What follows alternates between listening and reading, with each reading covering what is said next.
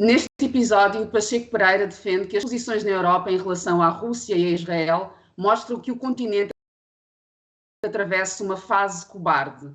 Rogério Alves, de dramatismo gerada a partir da concentração de polícias no Capitólio, aponta uma via internacional para o ensino público. Analisamos ainda na rúbrica Papel Selado travar o acesso ao ensino superior de alunos sem cidadania portuguesa. São os comentadores hoje e comigo, Paula Cardoso. Os comentadores. Eles analisam, eles debatem, eles opinam, eles influenciam, eles discutem, eles ensinam, eles divertem, eles manipulam. Eles viciam a República.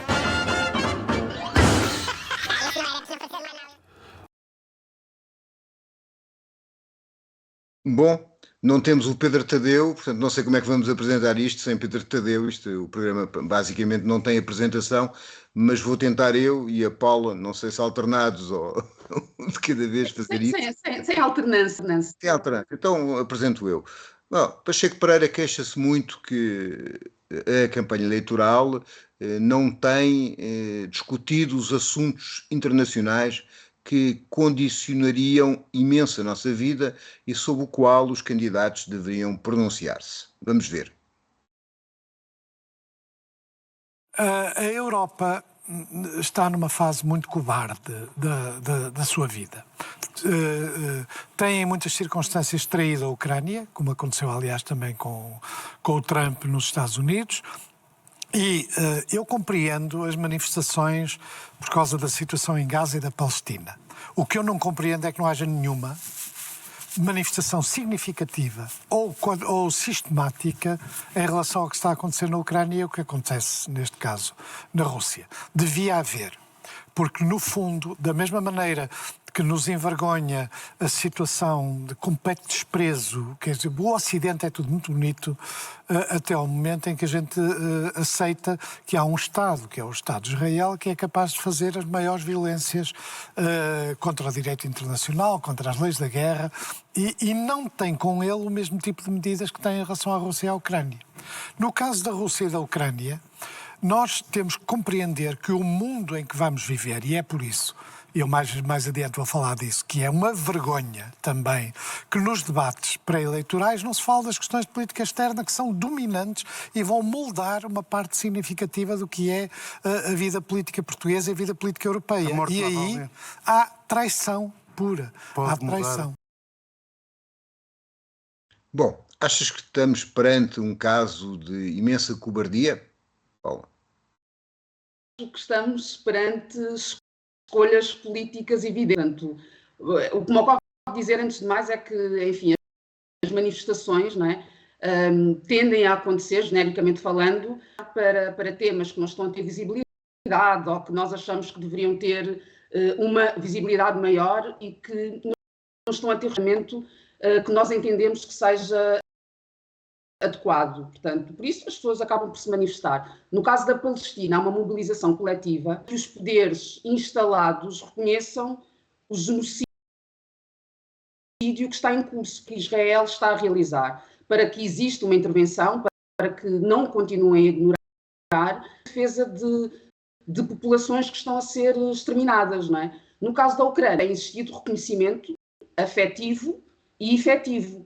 Portanto, há aqui o afetivo é bem visível na narrativa que se gerou a partir desta situação, daquela ideia de que são pessoas como nós, os loirinhos de olhos azuis, enfim, tudo efetivo pela ajuda que tem ido efetivamente para a Ucrânia. Portanto, esta ideia da traição, não sei de onde é que ela vem, nem esta questão da cobardia, porque, conforme eu dizia, há aqui opções políticas muito claras.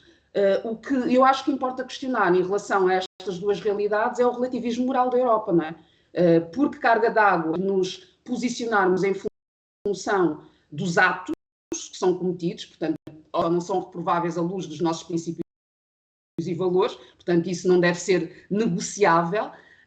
E depois é que nós continuamos a posicionar-nos, em vez de fazermos essa análise, em função de quem é que está a cometer esses atos. Portanto, porque é isto que nós observamos, é quem é que comete. E depois, em função de quem comete, e das nossas proximidades, nós inventamos narrativas para defender o indefensável. E para mim é isso que está aqui em causa. Ok, eu vou ter uma certa dificuldade porque terei pouca coisa a dizer para além do que estás a dizer, e então vou fazer um bocado uma história da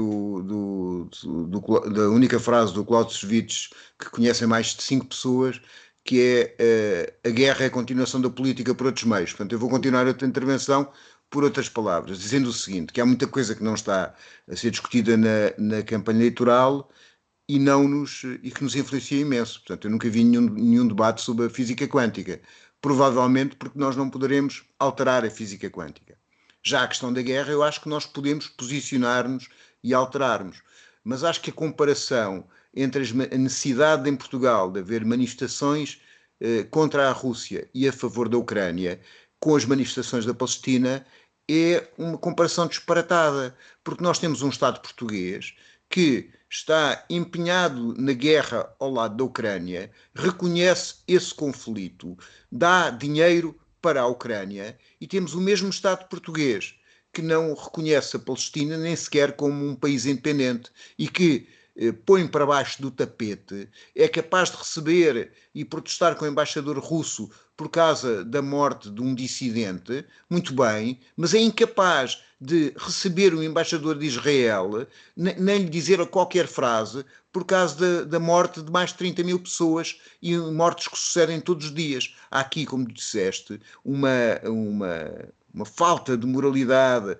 e um duplo critério em que os palestinianos podem ser mortos, podem ser assassinados, etc. Não tem nenhum problema, só tem problema aquilo que o mundo ocidental acha estratégico.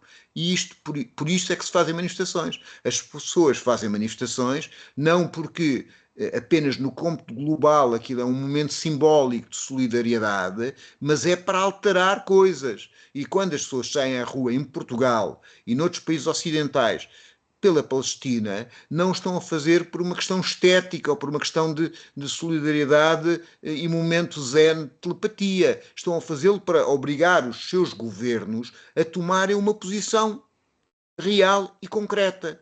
E, infelizmente, o governo português continua a fingir que é a favor da paz na Palestina e a fazer silêncio enquanto matam os palestinianos, enquanto decorre um genocídio. E isso não pode acontecer. Assino por baixo. Ok.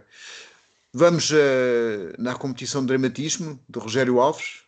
Vamos. Bora da competição. Eu não acho que haja ameaça nenhuma ao Estado de Direito e convém, não é bem colocar água na fervura, mas haver uma certa serenidade. Nós parece que estamos a fazer uma competição de dramatismo. E nós estamos a lançar dramatismo da arte. Dramatização política? Sim, porque, vamos lá ver, o que aconteceu é uma coisa muito simples e bastante mais simples. A PSP, os polícias, na minha opinião, têm muita razão de queixa. Têm muita razão de queixa. Porque, efetivamente, a forma como foram tratados não é adequada, não é respeitadora, não é justa. E, portanto, partimos de um conjunto de homens que se manifesta com razão. Só que tem de se manifestar dentro da lei. Mas a forma absolutamente desastrada, atabalhoada e atrabiliária como este dossiê foi tratado pelo Governo, fez uma coisa, teve um dano colateral terrível, que é colocar órgãos de polícia criminal, nomeadamente a PSP e também a GNR, quase em tensão e em contraponto a outro órgão de polícia criminal de enorme relevância no país, que é a Polícia Judiciária. Portanto, tudo isto foi bastante mal feito. Não estou a dizer com isto que tinha de ser tudo igual, tinha de ser tudo igual para todos. As coisas podem ser estudadas com proporcionalidade, vendo os vários ingredientes envolvidos, mas realmente os polícias têm muita razão de queixa. O que é que aconteceu?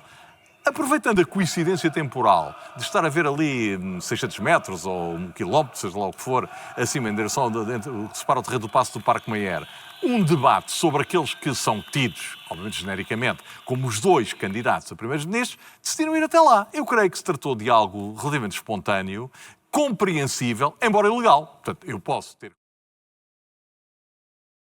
Bom, tu achas que há aqui um exagero de dramatismo?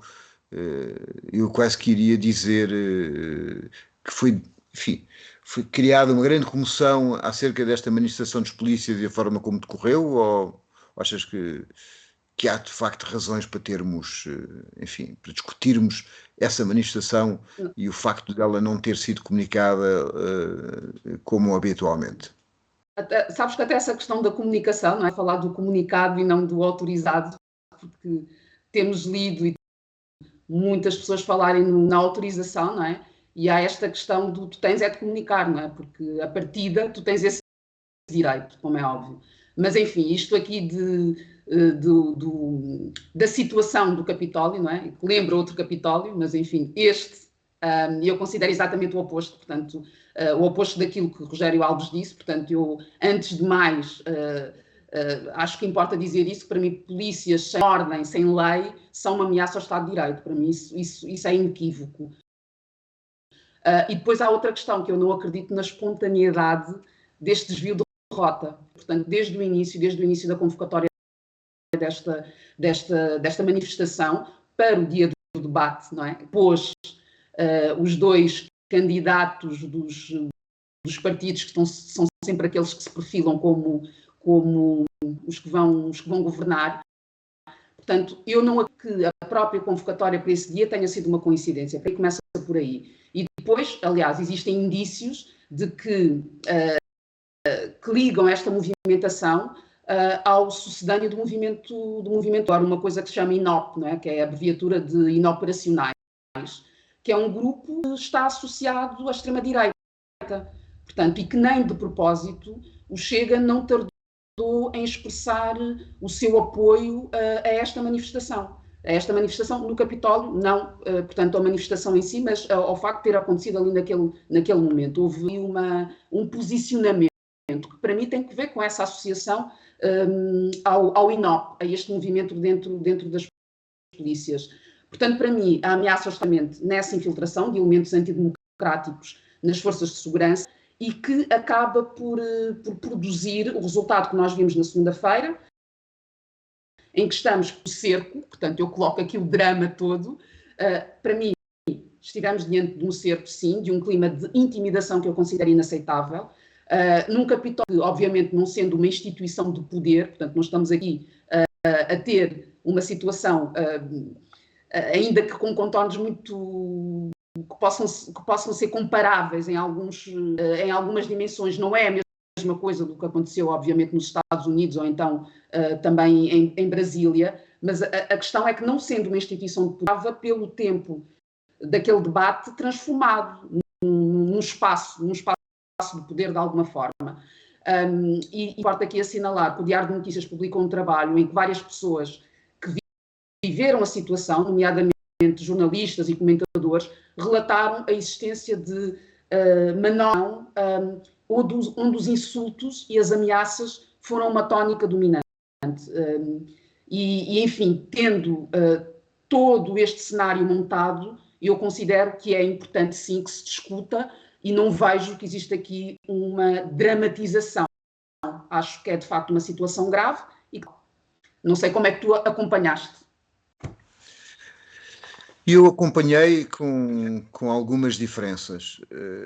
Eu temo sempre que, quando se discute o direito à manifestação, se vá perder aquilo que é a referência legal fundamental, que é: nós vivemos numa ditadura que proibia o direito de manifestação e a Constituição garante, sem autorização, sem necessidade de autorização, esse direito de manifestação. Depois, o que acontece é que há uma lei geral que estabelece que deve ser comunicado para garantir que haja outros direitos que são equilibrados, como o direito de circulação, as outras pessoas haver segurança, etc. Uma manifestação sem armas e pacífica não carece de autorização. Tenho medo que, à conta de episódios como estes, que para mim podem ser discutíveis, mas são manifestações, aquilo que vamos ter é uma tentativa de limitar o direito de manifestação. Para te dar um exemplo, eu considero que é uma violação total da Constituição quando jovens negros protestam contra a violência nos bairros e vão para o centro da cidade e são agredidos pela polícia com o argumento que essa manifestação não é legal, porque não comunicada. Pronto. Do meu ponto de vista, isso é uma violação do espírito da Constituição. Não conheço manifestações espontâneas, alguém que conheça, que me diga, as manifestações são sempre organizadas. Podem ser organizadas por estruturas formais e conhecidas que as assinam, ou podem ser organizadas por estruturas que não as assinam. Para mim, preocupa-me a infiltração da extrema-direita na polícia, mas considero que o combustível dessa infiltração é, em grande parte, um conjunto de situações que são, a meu ver, ilegais nos polícias e noutros setores da sociedade. Isto é, a partir do momento da crise do subprime, da crise da dívida soberana, depois da pandemia e agora da inflação e de outras crises provocadas supostamente pela guerra, o que nós verificamos é que há um conjunto largo de profissionais da administração pública que perderam mais de 20% do seu salário. E necessariamente esta tentativa de António Costa de dar um subsídio de risco a uns e não a outros criou perante essas pessoas um sentimento enorme de injustiça que naturalmente pode ter sido manipulado por outros setores. Portanto, eu divido aquilo que é a luta por direitos salariais mínimos dos polícias ou dos professores ou dos bombeiros ou outra categoria profissional existente com a questão daqueles que estão a infiltrar-se do ponto de vista da extrema-direita. E depois há uma questão do resultado. De facto, enfim, eu sou do Diário de Notícias, conheço essa peça, está na minha secção, conheço a jornalista que a fez e acho que é uma peça que mostra coisas graves.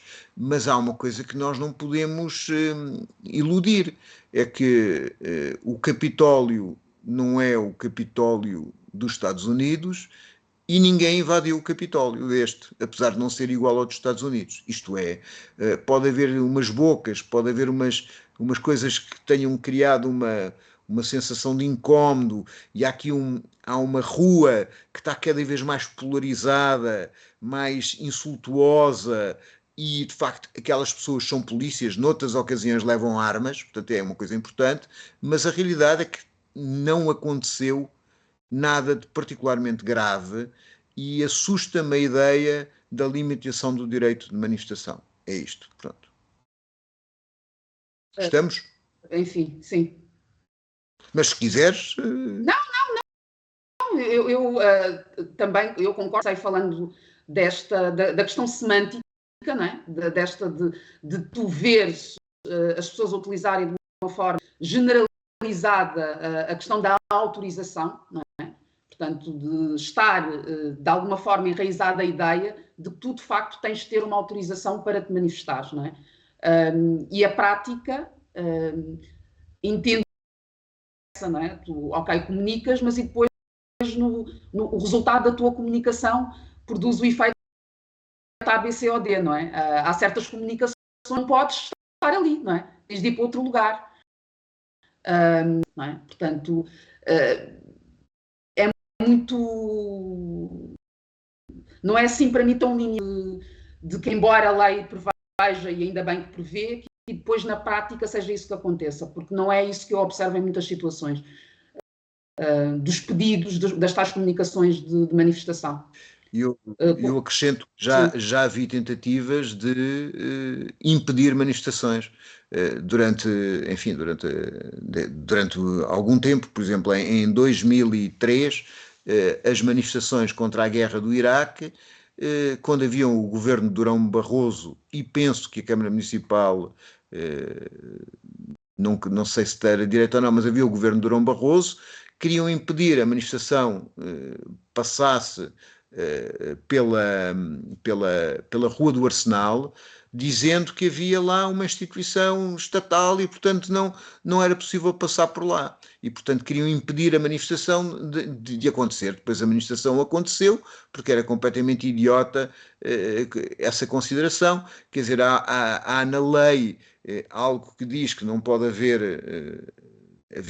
tem que haver um afastamento de determinados lugares de soberania.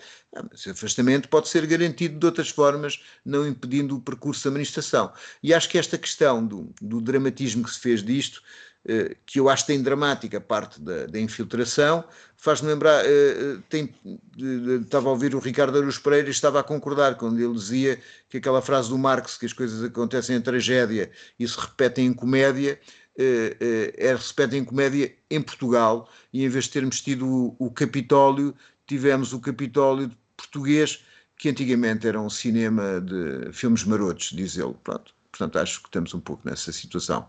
Passemos à Susana Peralta. Vamos a ela. Bom, nós abrimos quase uma rúbrica social, não é? neste depoimento. No fundo é a Susana Peralta falando das questões importantes e das possibilidades importantes que se abrem com as pessoas a poderem colocar os filhos no ensino internacional. Outra coisa, eu por acaso ontem jantei em Lisboa com uma amiga que vive em França e cujo marido é irlandês.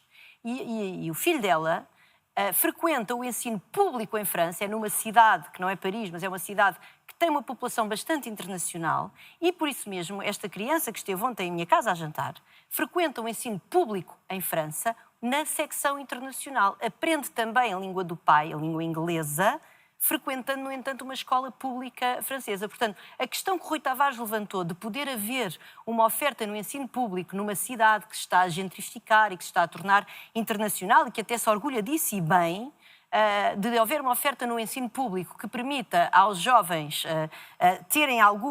seguirem estas vias internacionais, não é uma ideia de um lírico. Existe noutros países. Bom, para dar o contexto, isto é uma discussão e uma conversa que acontece depois do debate de Rui Tavares com André Ventura, em que Rui Tavares faz a denúncia da perseguição que têm os seus filhos, porque os deputados do Chega levantaram a questão deles frequentarem ensino internacional. Rui Tavares justifica isso dizendo que é normal, porque a mãe é diplomata e podem ser colocados noutros países e isso acontece. E depois há uma enorme indignação, que é chamada indignação iPhone. Como é que tu és de esquerda e tens um iPhone? E, portanto, como é que tu és de esquerda e a tua filha está num colégio privado? E perante isso, o Rui Tavares acha e defende que o ensino internacional, esse com características de língua que permite depois ser inscrito noutro sítio, deve ser um ensino que pode ter oferta pública. Achas que isto é uma questão relevante, muito importante? Não, quer dizer, não acho que seja, quer dizer, nestes termos em que ela foi, não faz muito sentido, não faz sentido nenhum, enfim, já deste aqui o contexto, mas uma das coisas, primeiro, não tenho iPhone, portanto já estou safa, não é, dessas contaminações, e também não tenho filhos, portanto, duplamente safa, porque esta questão é de pessoas de esquerda, não é, que defendem os melhores serviços públicos para todas as pessoas, portanto, nas suas escolhas individuais, não podem, existe recorrentemente esse ataque à esquerda, que eu acho que eu não me revejo nesse tipo de críticas, porque por essas ideias, não é? Eu defendo os transportes públicos, então não posso ter lado, não é? Não posso fazer nada, não posso gerir a minha vida com opções que tenham que ver, que tenham aqui escolhas que recorram portanto, acho que essa distorção de uma série de é recorrente e incomoda-me bastante. Portanto, não me revejo de todo nisso. Portanto, feito este preâmbulo, eu acho que há aqui uma confusão, quando estamos aqui a internacional, não é? Ou de secção internacional, porque uma coisa são as escolas internacionais, não é? Que os diplomatas e outros trabalhadores expatriados, tipicamente expatriados, nesta denominação que também tem muito que se lhe diga, que optam por essas escolas, portanto, que são privadas, tem só que ver com o ensino de determinada língua, noutra língua, tem que ver com a própria estrutura curricular, que é diferente e que permite depois replicar independentemente do país em que estejas. Pronto. Portanto, não tem só que ver com agora estamos a aprender, não, está resolvido o assunto. Não é disso que se trata, porque para isso resolvia-se com matricular a criança numa escola de línguas e ficava o assunto resolvido. Não é isso que está em causa. Portanto, isso é importante. Outra coisa diferente, e aí é que eu acho que se calhar era importante, mas face aquelas prioridades e as urgências que agora, não me parece que esta discussão deva acontecer neste momento. Acho que há coisas muito mais relevantes agora.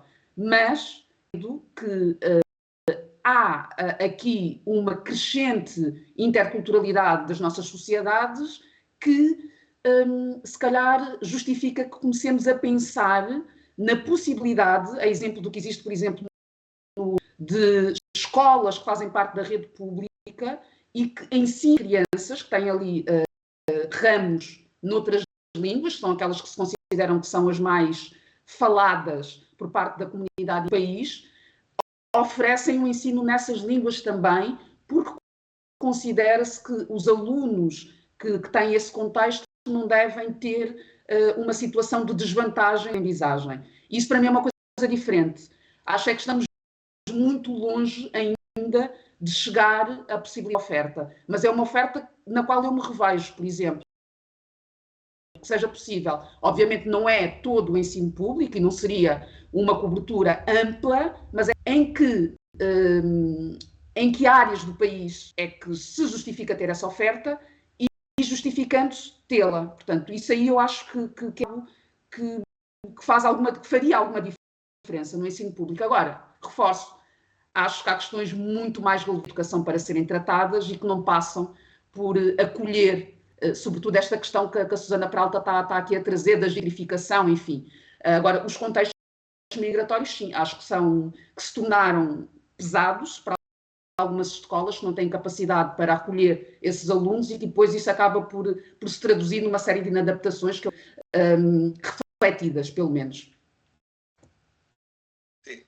Sim, eu acho duas coisas. Primeiro aspecto, que é o aspecto da prioridade, sendo de acordo que o ensino público deve ter o máximo de coisas possíveis e imaginárias, a questão é também perceber qual é a prioridade de investimento que se coloca e que influencia a vida das pessoas. Um dos problemas que nós temos atualmente é que o ensino público não tem os meios suficientes para conseguir funcionar de facto como elevador social em relação a populações desfavorecidas.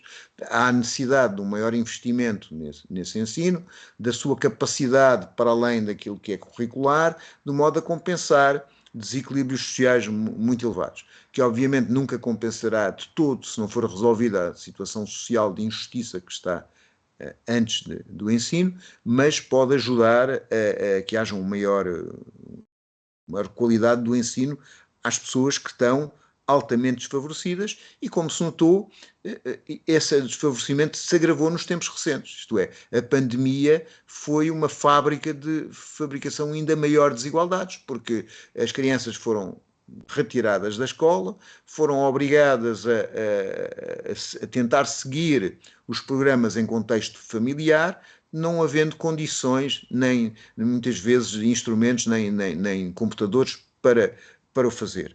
E a segunda questão é esta hipocrisia cartina, que é nós que não somos, ou somos contra a sociedade capitalista, temos que viver numa sociedade que não existe. Isto é, não podemos trabalhar porque os donos dos empregos são capitalistas, portanto, ao assumirmos isso não podemos trabalhar, não podemos usar um carro onde não existem transportes públicos porque estamos a ser contra os transportes públicos, mesmo que eles não existam, não podemos operar um familiar no privado quando no público não há essa oferta porque estamos a ser contraditórios, portanto há aqui uma hipocrisia e uma imbecilidade total. Nós vivemos numa sociedade capitalista, lutamos certamente por que haja uma sociedade mais justa, em que haja uma oferta pública bastante forte do ponto de vista da saúde, dos transportes, etc. E queremos uma sociedade mais igualitária, mas isso não faz que vivamos noutra sociedade. E é tanto mais hipócrita como em Portugal as universidades públicas são para a elite, não é? Isto é, poucas universidades privadas são consideradas por estas criaturas como merecedoras delas lá estarem. Elas vão para as públicas, ocupando o lugar das universidades públicas, porque elas são mais prestigiadas, têm maior qualidade. E, portanto, a hipocrisia não se mede, no meu entender, por aí. Vamos ao papel selado? Vamos. Então, o papel selado tem quase uma continuidade na argumentação que a Paula estava a ter. É uma situação de estudantes imigrantes que são privados de aceder ao ensino superior porque são considerados como se fossem estudantes internacionais que vêm de fora e que têm que pagar as portuguesas.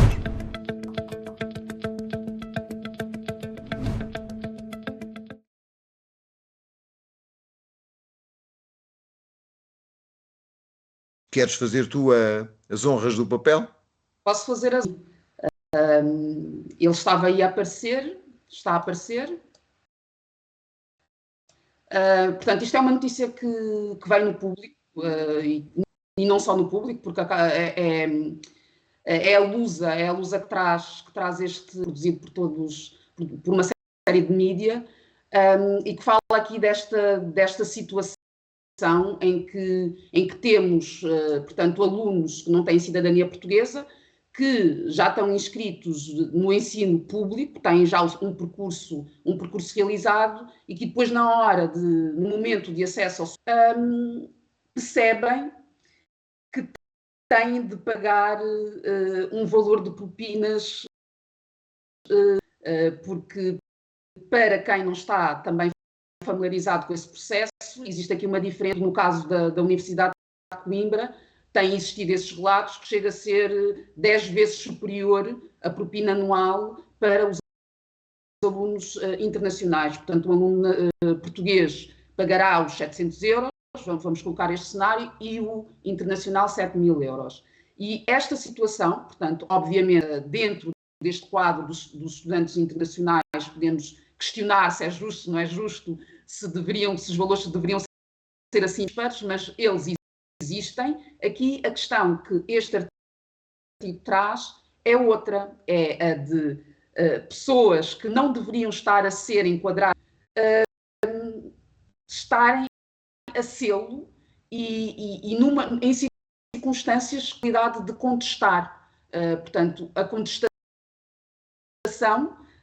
que é possível, como é óbvio, não prejudicial, que é de não conseguirem, de facto, formalizar a sua entrada. Portanto, são pessoas que tiveram as notas para entrar, que têm a vaga lá destinada e que depois não conseguem, de facto, frequentar o ensino superior. Porque acho que todos nós conseguimos perceber que é muito diferente pagar 700 euros de uma propina anual a pagar 7.000 euros. E esta situação, que vem também descrita no artigo, revela-nos que não é de agora. Portanto, que isto não é algo que começou a acontecer este ano, mas é algo que já se arrasta. E já entrando aqui na parte do documentário, não é? Em relação a este artigo, eu pergunto-me sempre do que é que aconteceria se tivéssemos alunos portugueses impedidos de aceder ao ensino superior.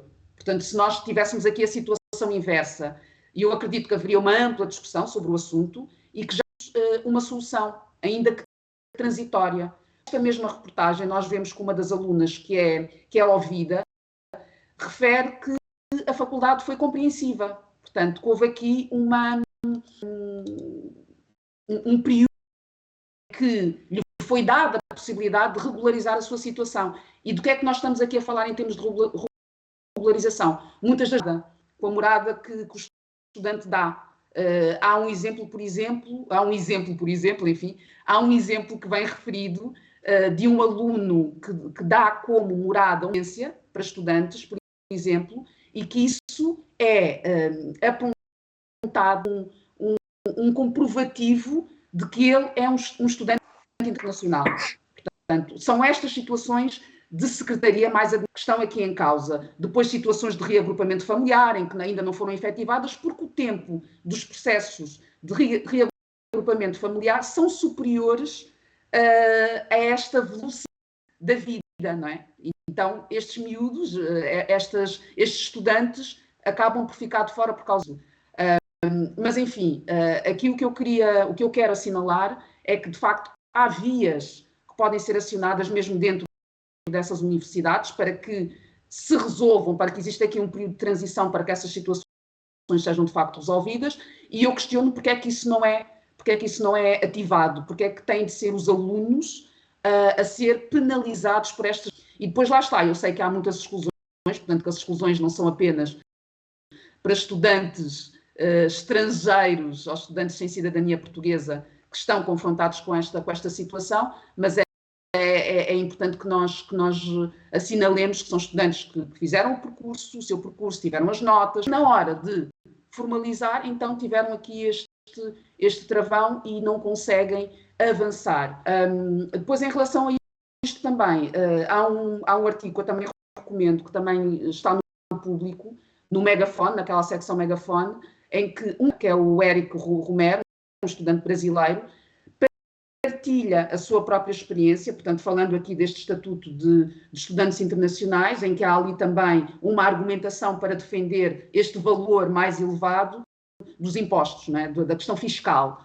E ele partilha a sua própria situação, que ele é trabalhador-estudante, portanto, ele contribui aqui para o sistema português, por essa via, e que isso não o defende de maneira nenhuma desta situação. Portanto, ele não consegue ter nenhum regime de exceção, nem um pagamento que seja ajustado em função daquele que está a ser o contributo dele. E acho que é importante isso também. E ele coloca também uma questão, enfim, para fechar, que é, ele levanta estas questões, não é? Porque é que isto continua a acontecer, e ele próprio responde, não é? Talvez as respostas a estas nossas inquietações, porque é que não se resolve, porque é que não se faz isto ou aquilo, tem que ver com o facto de, não é? Porque existe procura, então se existe procura, por que não lucrar, não é? Que acaba por ser sempre este denominador. E é isto que me ocorre dizer. Bom, eu estou quase esmagado, mas vou dizer muito pouco. Vou dizer que acho que, obviamente, que há uma distinção entre estudantes estrangeiros, isto é, internacionais, e estas situações, porque estas pessoas fizeram o ensino secundário todo em Portugal, vivem em Portugal há não sei quantos anos e, portanto, devem ser consideradas com os mesmos direitos que têm todos os outros pessoas que vivem em Portugal. E esta é uma questão de fundo que não apenas existe no ensino, que é as pessoas que trabalham e vivem em Portugal têm direitos, devem ter os direitos sociais e políticos daqueles que são portugueses e, portanto, não podem haver estas situações em que existe uma sobreexploração dessas pessoas sem terem os respectivos direitos. Acho que esta é a questão de fundo que justifica isso. Depois há outra questão que é as universidades usarem este tipo de contingente como um grande negócio. Universidades privadas e universidades públicas. Mas pronto, a minha opinião é mais curta, é sobre isso. Estamos terminados? Estamos. Então, na próxima semana terá uma moderação eficaz e ativa do Pedro Tadeu e nós até para a semana. Até para a semana. Os comentadores. Eles analisam, eles debatem, eles opinam, eles influenciam, eles discutem, eles ensinam, eles divertem, eles manipulam. Eles viciam a República.